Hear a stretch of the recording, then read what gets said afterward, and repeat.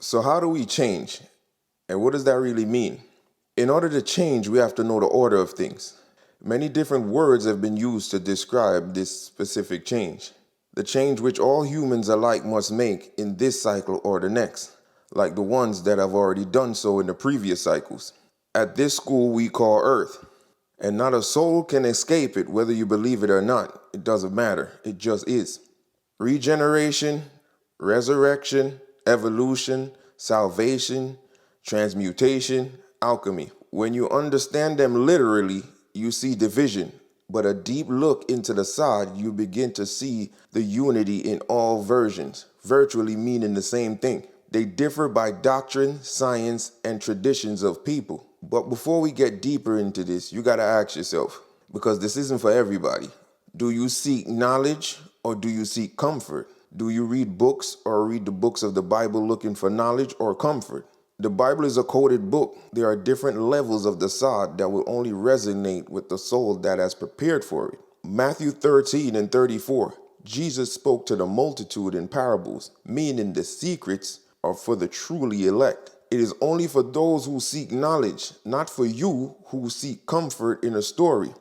Remember, my people are destroyed for lack of knowledge. Also remember, study to show thyself approved. Comfort from a story that tells you all your sins have been washed away from someone else, and all you have to do now is have faith and cruise through life. Will not let that eye be single. You must do your studying on your own. Now, think in terms of allegory. The character Jesus, who was Yeshua, which comes from Joshua, which in Hebrew means the seed of noon, was also Locius, Isus, Mithra, Serapis Christus, Ichthus the fish. All these names throughout our history represent the same symbol. Jesus is the symbol, not the actual man, symbol of a man who regained his divine connection once lost. The disciples are the attributes of that man that were once out of balance and are now disciplined or in order. This is usually symbolized by the zodiac, which has many other meanings. The Bible is a multi-layered book. Definitions or meanings change based on the subject. Even heaven has over 40 different meanings in the great book of truth. In this case, the zodiac is symbolic in terms of the virtues or the makeup of man and woman, physically and mentally.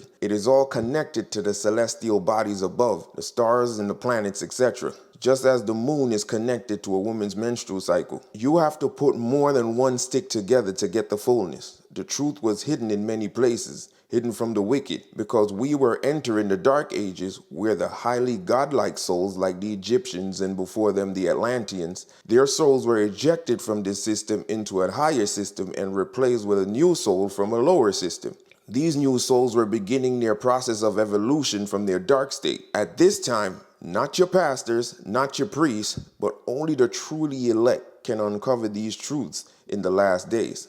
Galatians 1 and 24, the mystery which had been hidden for ages and generations is now made manifest to his saints. These saints are your elect today. The book of the Gnostics, Pistis Sophia, has the character Jesus, who has already been resurrected or transmuted, speaking to the disciples. These are the years of the character Jesus that was not recorded by the Bible. He was telling them that he knew them before they were in the material world, basically saying the soul was designed with 12 attributes, each having two poles, negative and positive, the same way each sign of the zodiac is dual. Our makeup comes from these heavenly bodies in the firmament, the stars and the planets, and we must balance all 12 so they become disciplined. So the soul knew this before it came in. Let me read from the Pistis Sophia. This is Jesus speaking to the 12 disciples.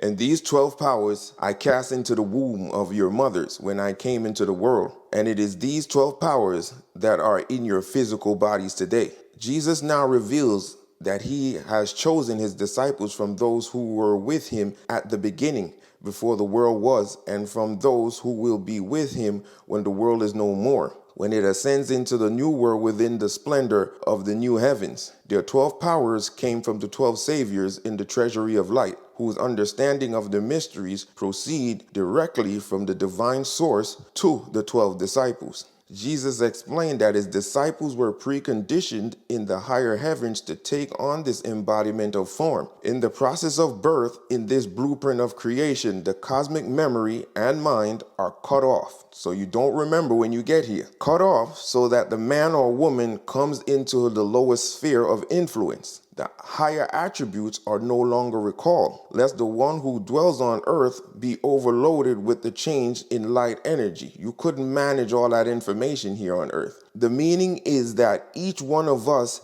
has a divine double, a divine counterpart, which is used not only for the programming of the flesh, but also for its quickening into higher dimensions of evolution. Behold the greater family. Behold the reason you have come as separate parts and vehicle forms and must now be merged together. Get ready for part 2.